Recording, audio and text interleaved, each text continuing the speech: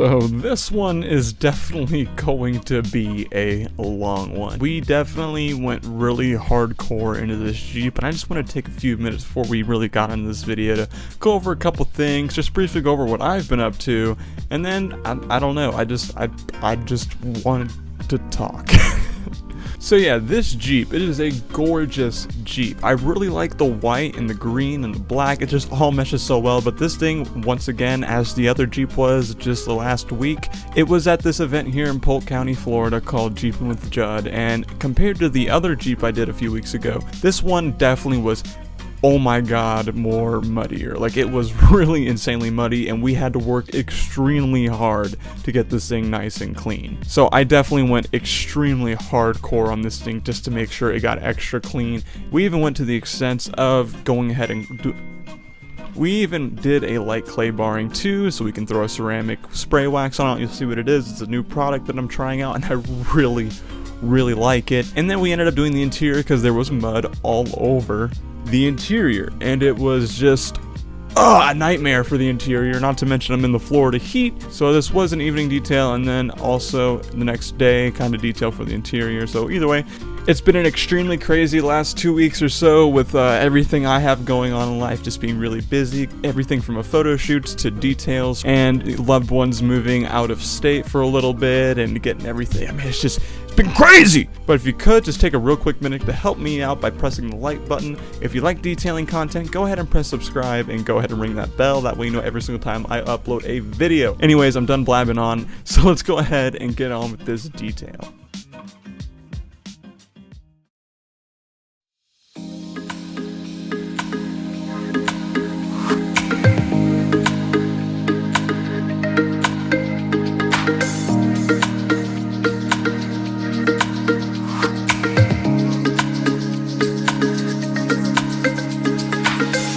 So as you heard in the introduction, we have a Jeep Wrangler here, and if I have this correct after talking with the owner of it, I believe it's a Jeep JKU, maybe? Jeep Wrangler Unlimited Sport is what I think it is. I can't really remember, so apologies in advance to the Jeep lovers out there if I did get that wrong. But we're really focusing on cleaning these wheels up nice with some P&S brake buster, and I do end up using some APC somewhat in between here because that really just helps so much with breaking down dirt, gunk, and all that mess. And we really focus on making sure that the wheel wells were cleaned out, and plus the Jeep was lifted a little bit, so that also gave me the advantage to get underneath into the undercarriage and on the shocks and suspension parts and whatnot and get as much mud as I possibly could out. Definitely one of, if not the muddiest vehicles I ever done. I mean, my number one muddiest vehicle I've ever done was Hudson Barnes' Toyota Tacoma. That thing was destroyed, but this one's definitely up there with that one in terms of how muddy it is. So yeah, we're going to use some assorted brushes as well as P&S brake buster and some super clean degreaser, not APC, sorry about that. Super clean degreaser, undiluted, to make sure these things get nice and clean.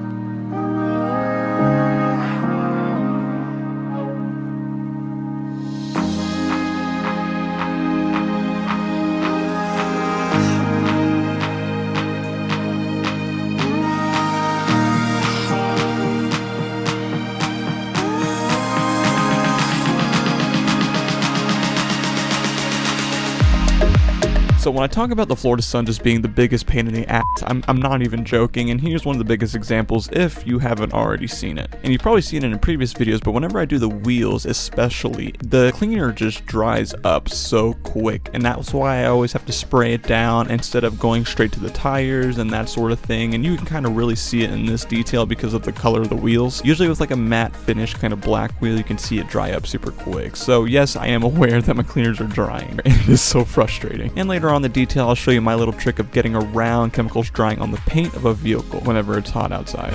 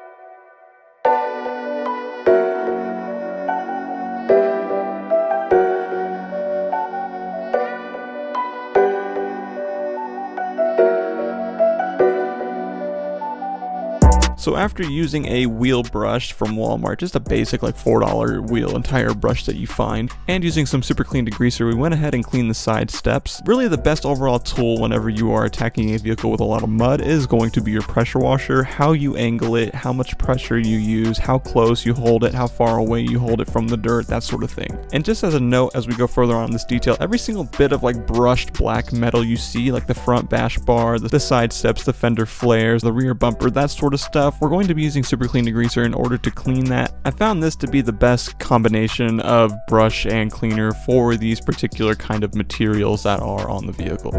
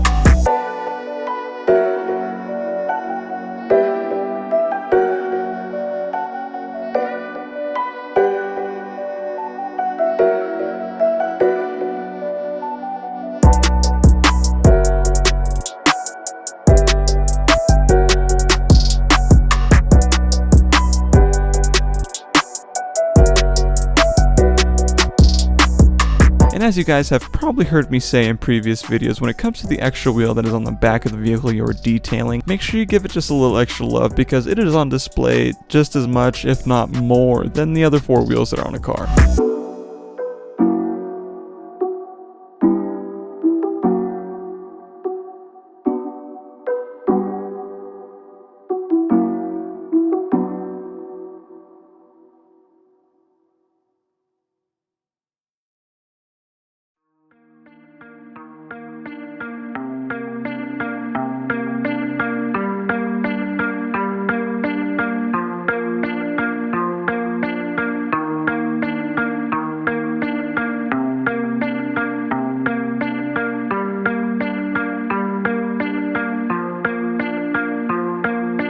So just like with any white car on camera, it looks relatively clean already, but I can assure you this thing is most definitely not clean. So we went ahead and took our super clean degreaser that we use on pretty much everything else, and we're going to spray it all along the surface, kind of using it as somewhat of a pre-treatment. And while the vehicle was sitting in super clean degreaser bath, you know, I took my brush and went around all the little nooks and crannies that I usually do, like the door handles and whatnot. And one thing you're going to see me do is after I finish this immediate side, I'm going to take my pressure washer and spray it all off. So essentially what I'm doing here is I am doing the vehicle in sections based off of where the sun is directed, so that way things don't just dry up immediately. Starting with the right side of the vehicle first, which is actually completely shadowed over, I know this side is going to take the longest to dry, so I went ahead and did this side first, and as I go around the vehicle I repeatedly come back and spray down the pressure washer just to make sure that it stays wet. And you're going to see me kind of repeat this entire thing throughout the entire detail until the sun is pretty much out of my view for the vehicle, like around 5-6 o'clock when the sun's starting to go down.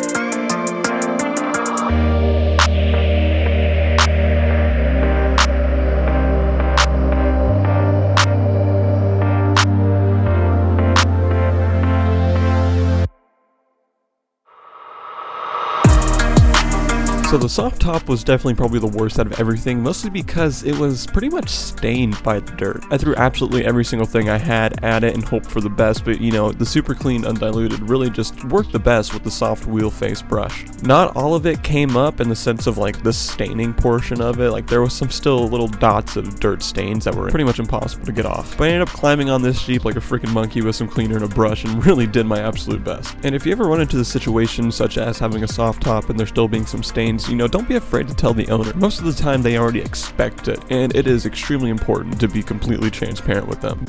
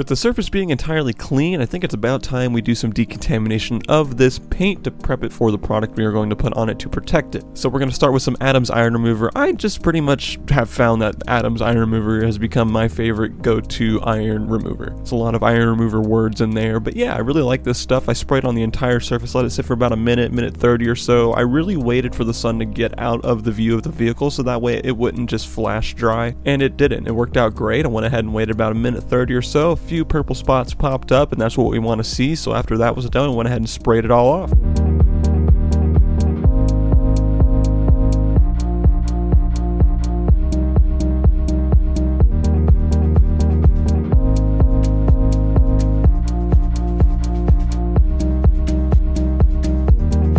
Once the chemicals were completely off the surface, I went ahead and took my foam cannon again and sprayed down the entire car because this foam is going to be used as a lubricant for the clay bar. Now usually I do not like the clay bar with cars unless I'm going to follow up with a polish, but in this case I was not going to, so I made sure to use a lot of foam so there was a bunch of extra lubrication as well as very light touches with the clay bar so that way it wouldn't have a chance of marring the paint. A light clay bar with a car works extremely well, but just make sure you are needing it.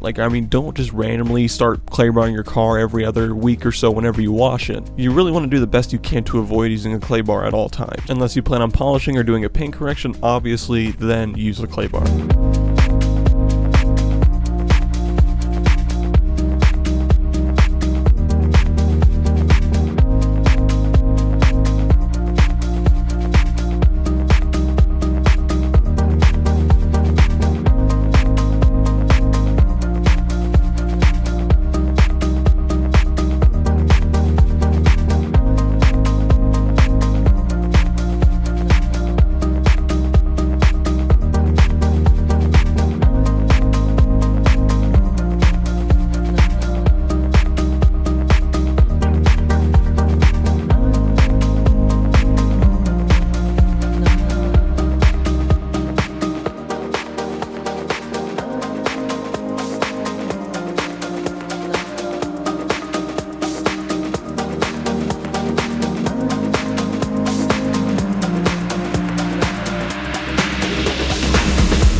Griot's Garage's ceramic 3-in-1 spray wax. I cannot emphasize enough how awesome this stuff is. Now for those of you who watch car YouTubers, I like to watch Adam LZ, and I've seen this product used a few times by Shulman, who's in his videos, and yeah, I was like, man, I might as well try it out if he's spraying it on all these cars, just mostly as a gimmick, right? Like I wasn't expecting much of it. I figured it would just be a simple kind of like quick detailer kind of ceramic spray thing, but no, I read the directions and I went ahead and tested it out, and I actually fell in love with this product. So we went ahead and sprayed the entire car down with it and wiped it off, of course, and then waited about an hour or two, and then I went ahead and put a second coating on it, and it says it's supposed to last anywhere between 6 months to a year or so, but you know, we're gonna find out. I'm really in touch with this owner of this Jeep, and we're really gonna see how long it lasts. But the results you get from this product absolutely blew my mind. Like, I mean, as easy as it was to put on the paint, especially with it being decontaminated and everything, I mean, the paint was just so soft, and the gloss was just unbelievable, especially when we followed up with some bead maker. It was just unrivaled. Like, it looked amazing. And seeing white paint have gloss to it is just so satisfying. I think it was like $30 for this bottle, so it's really not that expensive either, so I really highly suggest you try it out if you're looking for something easy.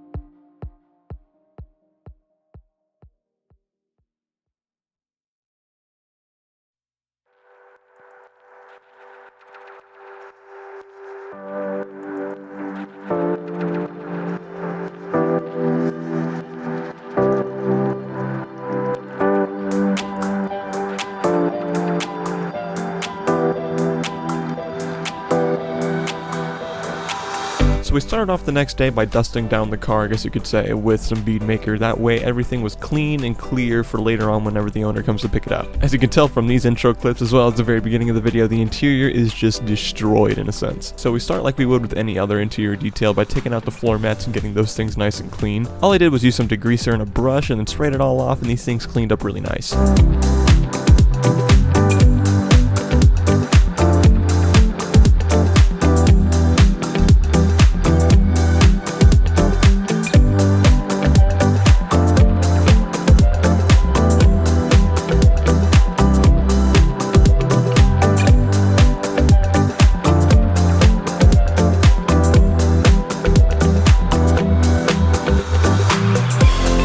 Now we start the vacuuming process, and if you look closely, I'm carrying a detail brush with me just to make sure that every single little bit of dirt that is in these hard to get little places get moved out of there and sipped up into the vacuum. Especially when you have a car with dried mud on the interior, you definitely want to have a brush that can kind of break apart that dirt and separate it so that way it can get zoomed up as well. And then whenever I am vacuuming, I always like to go ahead and take my Max Shine Ever So Soft detail brush and go ahead and dust off the dash and all the other hardscapes, so that way that stuff is out of the way and I can just go back in there with an interior cleaner and get everything nice and cleaned up.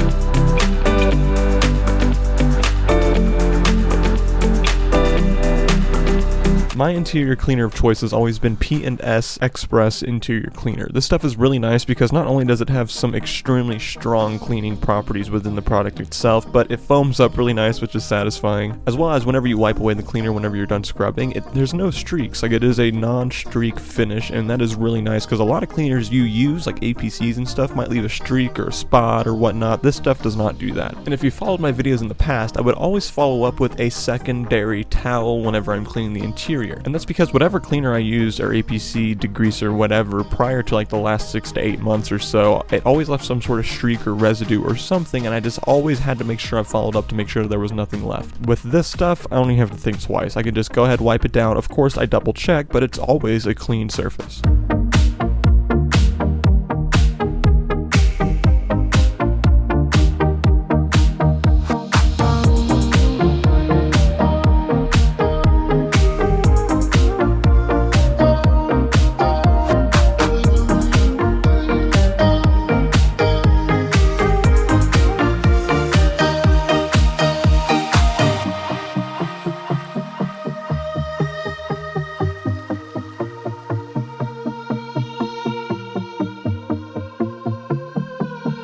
So as I did in the last video, I went ahead and set the camera up in the back so that way you guys can watch me in a time-lapse fashion go over the entire interior. The reason for this being is wherever I have my camera set up in order to get a view of whatever I'm cleaning, my camera starts to overheat, and that's because it's 95, 96 degrees outside and like 110 inside the car. And like I also said in my last video, you kind of go on autopilot in a sense whenever it's this hot outside. Your focus is just to finish the job. So I went ahead and sat the camera back, out of sight, out of mind, left it in a time-lapse fashion. That way you guys can see me go hard on this interior without any kind of interruption. And I do think this angle's pretty cool. Of course, it's not up close and personal like cup holders and whatnot, but I do think it's a really nice angle that I really don't see very often.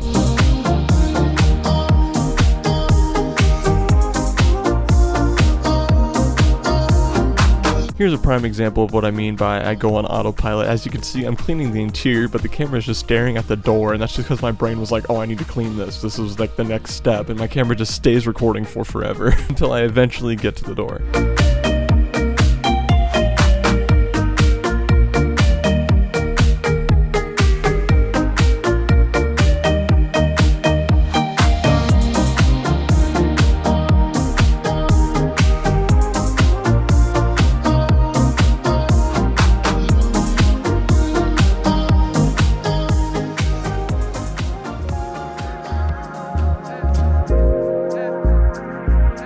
McGuire's hyperdressing is what I use as my interior dressing. I did not have a microfiber applicator pad, so I went ahead and just used a microfiber towel, and it worked, just as good. This product just gives it the perfect final touch. It lays on evenly, it always looks nice, and then I also use it as my tire dressing. These clips of me applying tire dressing were from the day before, and all I did was spray it on the tire since it was just so massive, and I went ahead and spread it out with a brush and then wiped it down. So overall, guys, that is the end of this detail. I hope you guys enjoyed it just as much as I did editing it, because it was really fun, and I kind of changed up my style a bit if you didn't tell. I laid back on the slow-mo like you guys have been telling me in the comments somewhat, and kind of just enveloped a whole like version 2 of my style of editing. So yeah guys, if you liked the video, go ahead, please show me by leaving a like. Go ahead and subscribe if you like this sort of content, and if you ring that bell, you will know every single time I upload. I try to upload weekly here on the channel, and next week I kind of have a surprise video. I've been telling you guys in the last few that I have a project car, and we're going to be cleaning it up next week, so I think you guys will enjoy that, so stick around. Don't forget to follow me on Instagram at caleb.inc if you're interested in any kind of car photography. And as always, I will see you guys in the next video. Have a great rest of your week, guys.